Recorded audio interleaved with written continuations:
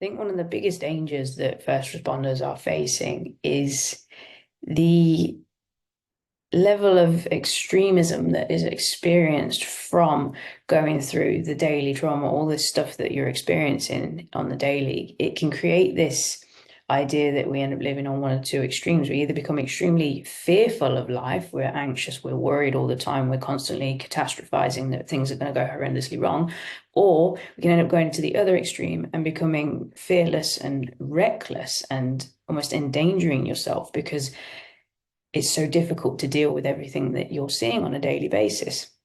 And it seems to be a common theme. We end up on either end of the scale, extremely fearful or extremely fearless, neither of which is beneficial or helpful in you doing your job.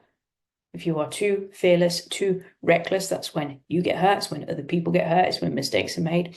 If you are too fearful, then it can be paralyzing and it can stop you taking action, it can slow you down, and of course, the consequences of that can be really, really bad.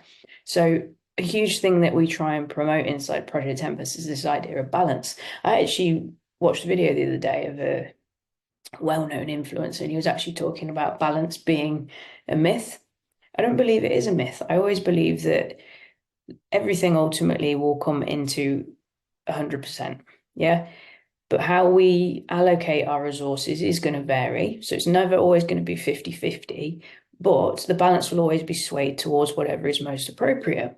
So I believe balance is a thing, and I believe it is extremely important because if we can find a balance between the two extremes of fearlessness and fearfulness, then we can operate at our best. We can have caution, but we're not too cautious that we actually stop ourselves doing things that are going to benefit us and everyone around us.